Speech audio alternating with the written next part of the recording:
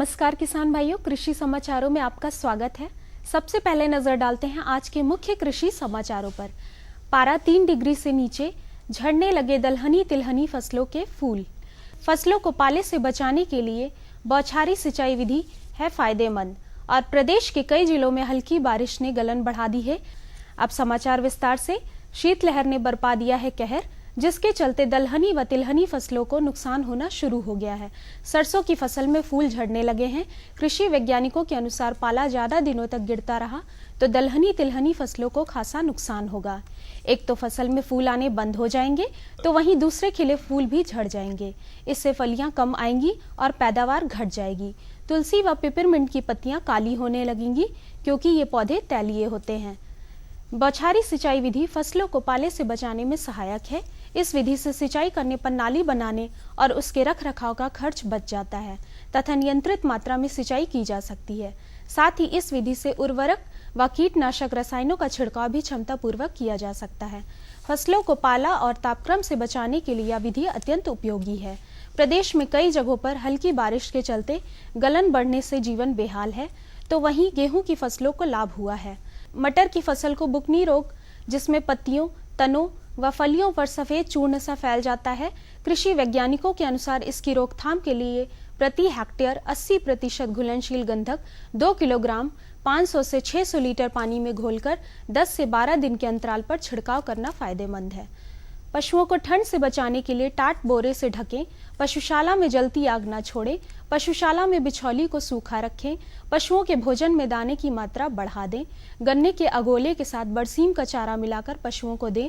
पशुओं में liver fluke नियंत्रण के लिए कृमिनाशक दवा अवश्य पिलवाएं तथा खुर पका मुंह पका रोग से बचाने के लिए टीका अवश्य लगवाएं। कृषि वैज्ञानिकों के अनुसार गेहूं में दूसरी सिंचाई बुआई के 40 से 45 दिन बाद कल्ले निकलते समय और तीसरी सिंचाई बुआई के 60 से 65 दिन बाद गांठ बनने की अवस्था तक करें। बलवर दोमट भूमि में नाइट्रोजन की शेष 1/3 मात्रा अर्थात 40 किलोग्राम नाइट्रोजन या 88 किलोग्राम यूरिया की टॉप ड्रेसिंग दूसरी सिंचाई के बाद कर दें। देर से बोए गए गेहूं में पहली सिंचाई बुआई के 17 से 20 दिन बाद करें। बाद की सिंचाइयां 15 से 20 दिन के अंतराल पर करनी चाहिए। भारी मृदा में प्रति हेक्टेयर 60 किलोग्राम नाइट्रोजन या 132 किलोग्राम यूरिया की टॉप ड्रेसिंग पहली सिंचाई के 4 से 6 दिन बाद और बलवी दोमट भूमि में 40 किलोग्राम नाइट्रोजन या 88 किलोग्राम यूरिया की टॉप ड्रेसिंग पहली सिंचाई पर और 40 किलोग्राम नाइट्रोजन या 88 किलोग्राम यूरिया की दूसरी टॉप ड्रेसिंग दूसरी सिंचाई के बाद कर दें। गेहूं की फसल को चूहे से बचाने के लिए जिंक फॉस्फाइड 80% से बने जहरीले चारे, जिसमें जिंक फॉस्फाइड की 1 ग्राम मात्रा को 1 ग्राम सरसों का तेल और 48 ग्राम भुने हुए दाने का प्रयोग करें। वहीं जौ में दूसरी सिंचाई बुआई के 55 से 60 दिन बाद गांठ बनने की अवस्था पर करें। किसान भाइयों, चने को उकठा रोग से बचाने के लिए 4 ग्राम ट्राइकोडर्मा प्रति किलोग्राम बीज की दर से बीज शोधन या 2.50 किलोग्राम ट्राइकोडर्मा को 75 से 100 किलोग्राम गोबर की खाद में मिलाकर भूमि शोधित करें। हल्की दोमट मिट्टी में बोई गई फसल में फूल आने से पहले ही दूसरी सिंचाई कर दें। भारी भूमि में फूल आने के पहले एक सिंचाई ही पर्याप्त होती है। सिंचाई के लगभग 1 सप्ताह बाद ओट आने पर हल्की गुड़ाई करना लाभदायक होता है। फसल में झुलसा रोग की रोकथाम के लिए प्रति hectare 2 kilogram zinc manganese carbamate को 800 लीटर पानी में घोलकर फूल आने से पूर्व 10 दिन के अंतराल पर दूसरा छिड़काव करें। राई सरसों में दाना भरने की अवस्था में दूसरी सिंचाई करें। यदि फसल में झुलसा या सफेद गेरुई रंग के रोग का प्रकोप हो तो जिंक मैग्नीज कार्बामेट 75% की 2 किलोग्राम या जीनेप 75% की 2 किलोग्राम मात्रा को 600 से 750 लीटर पानी में घोलकर छिड़काव करें। बरसीम की कटाई व सिंचाई 20 से 25 दिन के अंतराल पर करें। प्रत्येक कटाई के बाद भी सिंचाई करें। जई की फसल में 25 से 30 दिन के अंतराल पर सिंचाई करें। पहली कटाई बुआई के 55 दिन बाद करें और फिर प्रति हेक्टेयर 20 किलोग्राम नाइट्रोजन या 44 किलोग्राम यूरिया की टॉप ड्रेसिंग कर दें। किसान भाइयों, आलू, टमाटर तथा मिर्च में पिछैती झुलसा रोग से बचाव हेतु मैंकोजेब 2 किलोग्राम प्रति हेक्टेयर 600 से 800 लीटर पानी में घोलकर छिड़काव करें। बीजों उत्पादन हेतु आलू के तने की कटाई कर दें। किसान भाइयों, जनवरी महीने में गुलाब में समय समय पर सिंचाई एवं निराई गुड़ाई करें तथा आवश्यकता अनुसार वडिंग व इसके जमीन में लगाने का कार्य कर लें। ग्लैडोलस की मुरझाई हुई टहनियों को निकाल दें तथा आवश्यकता अनुसार सिंचाई करें। रजनीगंधा के बल्बों के रोपण हेतु क्यारियों में 45 सेंटीमीटर गहरी खुदाई करके 15 दिनों के लिए छोड़ दें। मैंथा के शक्कर की रोपाई कर दें। 1 हेक्टेयर के लिए 2.5 से 5 क्विंटल शक्कर आवश्यक होगा। HY77, कोसी व गोमती मैंथा की उपयुक्त प्रजातियां हैं। मुर्गी पालन करने वाले किसान अंडे देने वाली मुर्गियों को लेयर फीड दें। बॉयलर के लिए 1 दिन के चूजे पालें तथा चूजों को पर्याप्त रोशनी तथा गर्मी दें। बागवानी करने वाले किसान बागों की निराई गुड़ाई एवं साफ सफाई समय समय से करते रहें। आम के नवरोपित अमरूद, पपीता एवं लीची के बागों की सिंचाई करें। आम को भुनगा कीट से बचाव हेतु मोनोक्रोटोफॉस 36% SL 1.5 मिलीलीटर प्रति लीटर पानी की दर से घोलकर छिड़काव करें। किसान भाइयों, आइए अब जानकारी लेते हैं प्रदेश की प्रमुख मंडियों के औसत मंडी भावों के बारे में।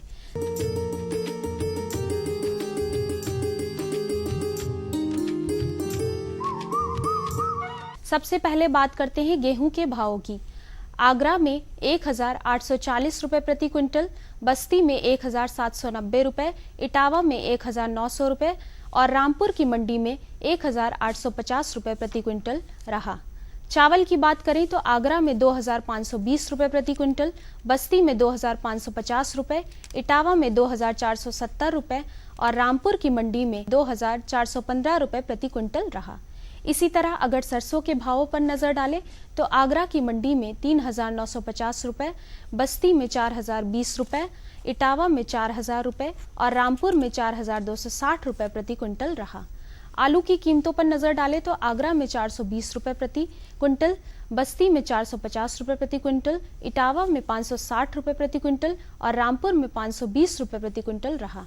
एक नजर प्याज की कीमतों पर भी। आगरा में 800 रुपए, बस्ती में 830 रुपए, इटावा में 730 रुपए और रामपुर में 820 रुपए प्रति क्विंटल रहा। फलों में केले की कीमतों की बात करें तो आगरा की मंडी में केला 2,430 रुपए प्रति क्विंटल, बस्ती में 2,300 रुपए प्रति क्विंटल, इटावा में 2,220 रुपए प्रति क्विंटल और रामपुर की किसान मंडी में केले का औसत भाव 2,150 रुपए प्रति क्विंटल देखा गया। किसान भाइयों, ये थे प्रदेश की प्रमुख मंडियों के औसत मंडी भाव। अनुमति दीजिए, मिलते हैं समाचारों के अगले अंक में। नमस्कार।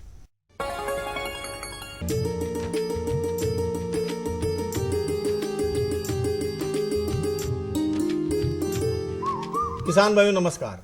सभी दर्शकों का स्वागत है आपके अपने कार्यक्रम कृषि दर्शन में। आज हम बात कर रहे हैं आम में सामयिक कार्य की और इसी विषय पर जानकारी देने के लिए आज हमारे बीच हैं डॉक्टर अतुल कुमार सिंह, मुख्य उद्यान विशेषज्ञ, औद्यानिक प्रयोग एवं प्रशिक्षण केंद्र मलियाबाद, लखनऊ। डॉक्टर साहब का स्वागत है हमारे कार्यक्रम कृषि दर्शन में। डॉक्टर, ठंड का मौसम चल रहा है तो ऐसे में जब आम जनजीवन जो है थोड़ा सा परेशान है, अपने आप को बचाव की कोशिश में है, तो क्या बागों में क्या विशेष देखभाल करने की जरूरत है? आम के बागों में इस वर्ष जो मौसम रहा है, बारिश से लेकर के अब तक आम के लिए बहुत अनुकूल रहा है।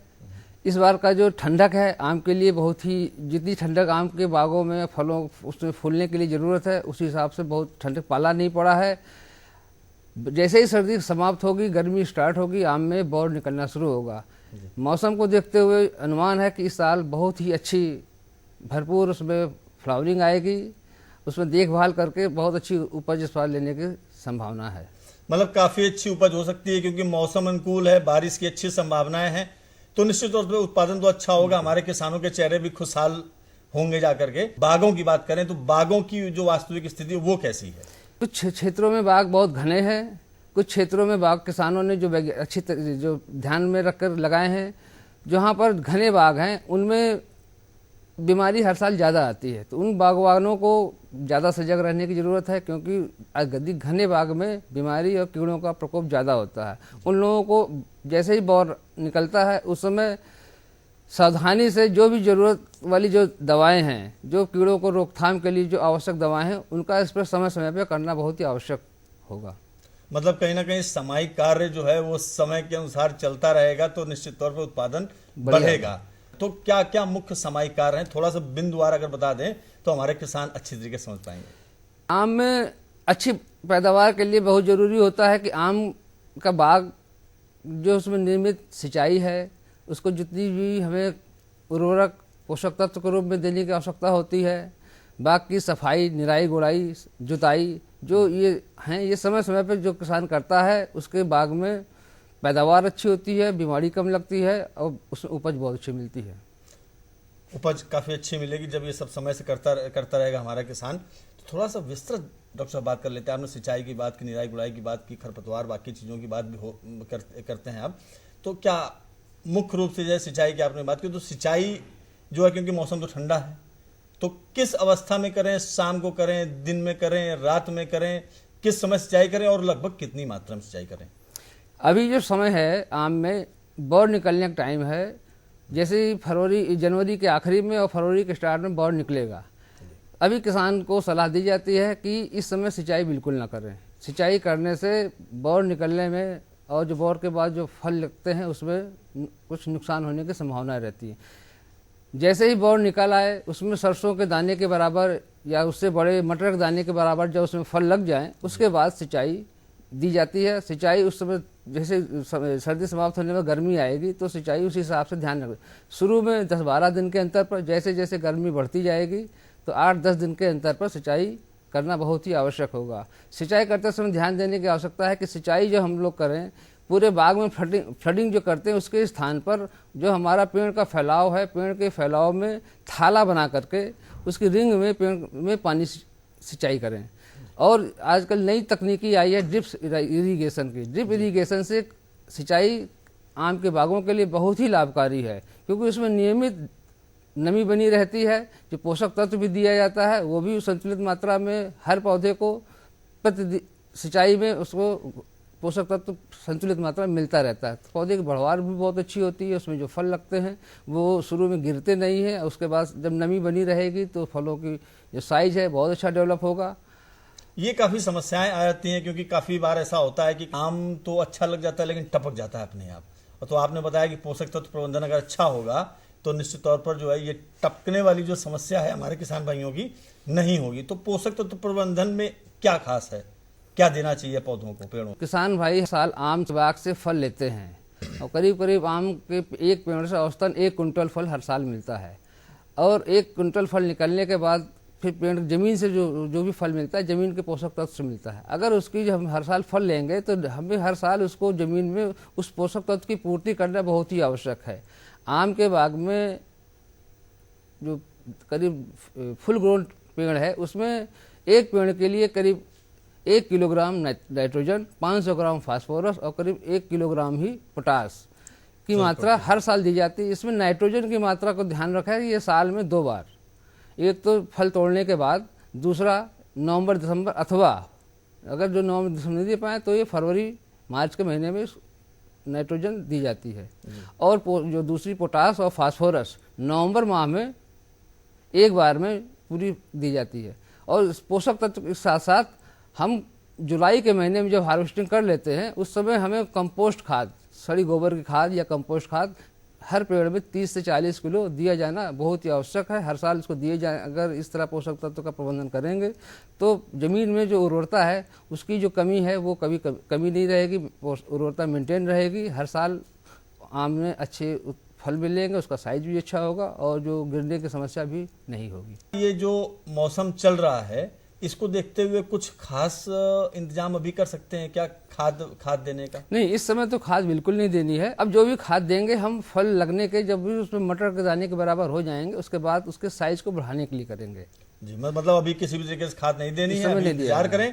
हमारे किसान जब मटर के दाने के बराबर आम दिखने लगे तब उस समय थोड़ा खाद दे सकते हैं जितनी जब सिंचाई कर रहे उसके बाद सिंचाई भी तुरंत आवश्यक होती है, उसका सिंचाई करके खाद दे सकते हैं।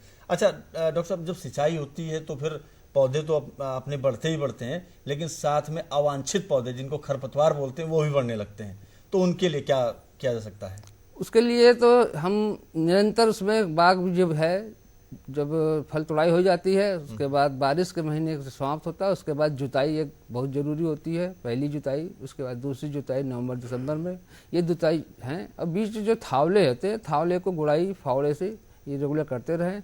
इससे करने से बाग हमारा साफ़ सुथरा रहेगा। बाग साफ़ सुथरा बने रहने से और जुताई करने से जो ज़मीन के अंदर उसमें जो कीड़े रहते हैं वो अंडे देते हैं, वो उसी में मर जाते हैं। जी, किसी भी बाग के लिए जो है सबसे ज़्यादा ज़रूरी वो चीज़ें हैं जो आपने बताई, सिंचाई, उसके बाद खाद उर्वरक कैसे दें, मतलब कहीं ना कहीं पोषक तत्व प्रबंधन। लेकिन कुछ बात जो है करना ज़रूरी है बीमारियों की और रोगों की, क्योंकि इनके लगने से हमारे किसान को नुकसान बहुत होता है और हम सभी को आम का जो स्वाद है उतना बढ़िया मिल नहीं पाता। तो क्या इस समय प्रमुख रोग कौन से लग सकते हैं या आने वाले समय में कौन से रोग लग सकते हैं? किसान भाई अपने बागों की निरंतर देखभाल भी करते हैं, समय से सिंचाई करते हैं, उर्वरक का भी प्रयोग करते हैं। इसके बाद भी मौसम जब प्रतिकूल जब हो जाता है तो उसमें बहुत सी बीमारियां आती हैं, कीड़े लगते हैं। उस समय बहुत ही सजग रहने की ज़रूरत है। जैसे ही बौर निकलने को होता है उस समय अगर वातावरण में नमी आ गई तो कुछ कीड़े हैं, जैसे मैंगो हॉपर है, इसका प्रकोप तेजी से होता है। एक बीमारी है पाउडरी मिल्ड्यू, जिसको खर्रा नाम से जानते हैं, इसका बहुत तगड़ा सीवियर बहुत प्रकोप होता है। अगर इसकी रोकथाम किसान ने समय से सजग तरीके से नहीं किया तो बौर आने के बाद, फल निकलने के बाद बहुत पूरा फल झड़ भी जाता है। तो इसलिए फसल को बचाने के लिए इन बीमारियों पर नियंत्रण बहुत जरूरी है। ये इतना जब खतरनाक ये कीड़ा है जिससे जो फल पूरा झड़ जाता है, तो इसकी पहचान हमारे किसान कैसे करेंगे कि ये वही कीड़ा है जिससे कि बागों में इतना नुकसान होता है? आम में जो कीड़े जो बौर को नुकसान करने वाले दो कीड़े ज़्यादा करते हैं। एक तो है मिलीबग।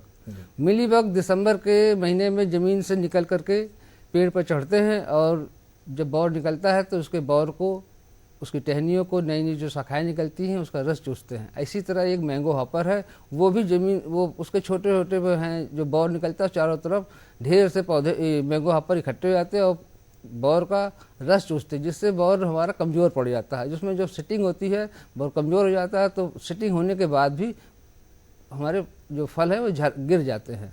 उस समय पहले तो हम इसकी रोकथाम कर लेते हैं। दिसंबर में जुताई के समय क्लोरोपाइरीफास दवा छिड़क के जुताई करके तब उसको नियंत्रण करते हैं। दूसरा नियंत्रण हम पेड़ में दिसंबर के महीने में प्लास्टिक की करीब करीब 20 सेंटीमीटर चौड़ाई की पॉलीथीन पूरे पेड़ के तने में बांध देते हैं और नीचे जिससे कीड़ा चढ़ ना पावे तो नीचे उसको हम ग्रीस से उसको कवर कर देते हैं और सुतली से बांध देते हैं। इसके करने से मिलीबग जमीन से ऊपर पेड़ पे चढ़ नहीं पाता है। वो रोकथाम, अगर चढ़ भी जाता है तो दवा है, एक तो दवा हमारी आती है डाइमेथोएट या कार्बोसल्फान। इस दवा का छिड़काव करके हम मिलीबग को नियंत्रित कर सकते हैं। आपने जो भी जानकारी दी उसके लिए बहुत बहुत धन्यवाद।